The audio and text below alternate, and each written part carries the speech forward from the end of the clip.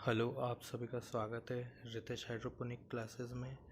आज के टॉपिक में हम डिस्कस करेंगे कि अपना हाइड्रोपोनिक का स्ट्रक्चर फ्रेम बनाने के लिए कौन कौन से एसेसरीज यूज़ की जाती है। उसी के साथ में हम देखेंगे वाटर सप्लाई के लिए कौन कौन सी एसेसरीज यूज़ की जाती है।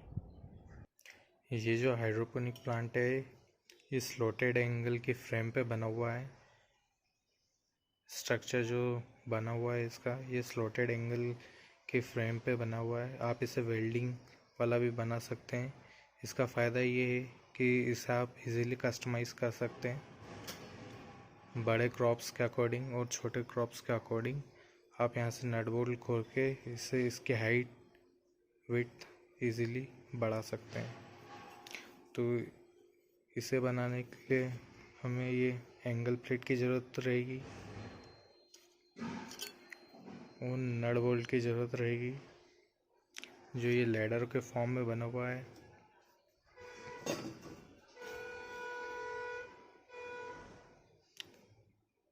ये इसके नट बैक साइड से कसा हुआ है।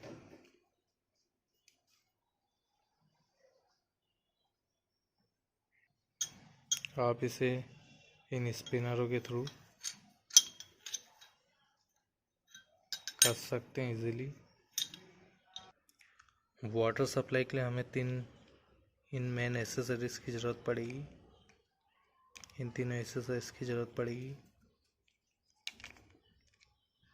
ये जहाँ ये एग्रीकल्चर इक्विपमेंट की शॉप रहती है वहाँ आपको इजीली अवेलेबल हो जाएगा। ये 16 mm ड्रिप के कनेक्शन है। ये टी है और ये टैप है 16 mm का। उसी के साथ में ये ड्रिपर है एडजस्टेबल।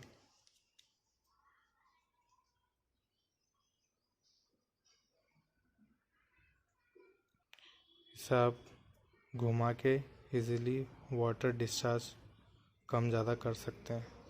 उसी के साथ में ये 16 mm का हमें पाइप लगेगा। अगर आप पाइप से पाइप की कनेक्शन कर रहे हो तो इस तरीके से आपका ये जाएगा। ये आपकी टी लगी हुई है और यहाँ से ये and cap single and cap में यहाँ से छेद करके ऊपर वाले पाइप से नीचे वाले पाइप को अटैच किया हुआ है टी की मदद से।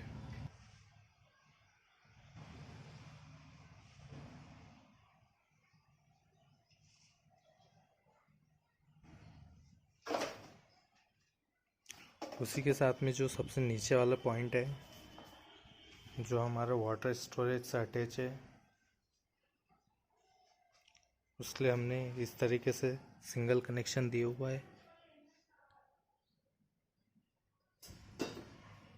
जो इस तरीके से जाके अपने वाटर स्टोरेज टैंक में जाए। एक और ख़ास बात ये है कि हमने इस पाइप जैसे ये हमारा पाइप है इसमें दोनों तरफ एंड कैप में होल नहीं किया है।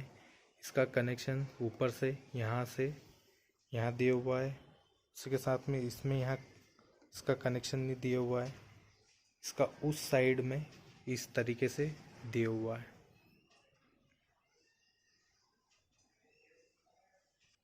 इस तरीके से यहाँ से इसका वाटर फ्लो होके पूरा पाइप में से जाएगा और वहाँ से फिर आप देख पा रहे होंगे वहाँ से कनेक्ट होके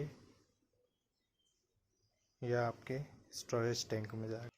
सर आप टैप की बात कर लेते हैं तो ये आपके ऑन ऑफ में काम देगा।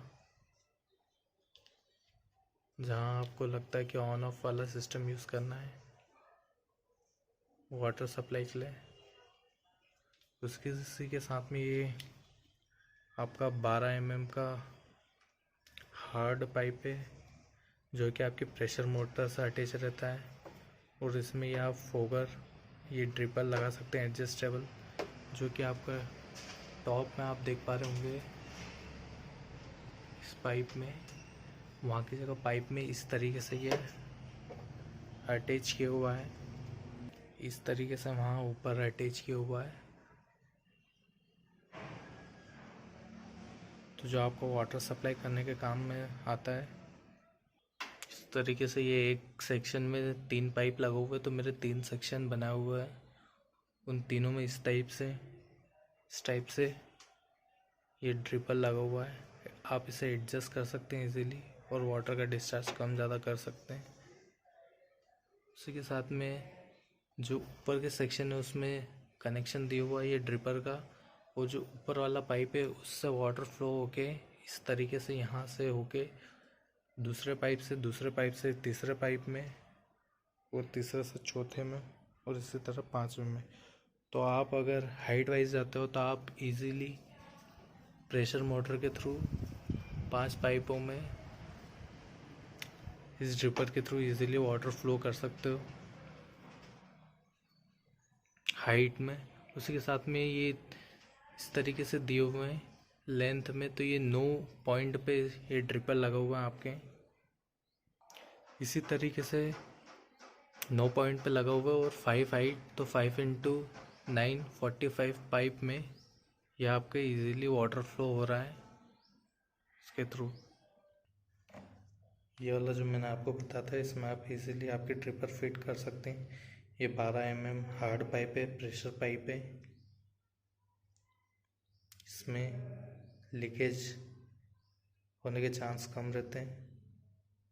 अगर आप लूज पाइप यूज़ करोगे तो उसमें वाटर लीकेज होगा।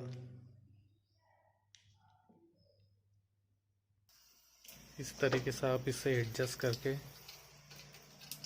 आपको वाटर डिस्चार्ज कम ज़्यादा कर सकते हैं। ऊपर ये 9 पॉइंट पे लगा हुआ है।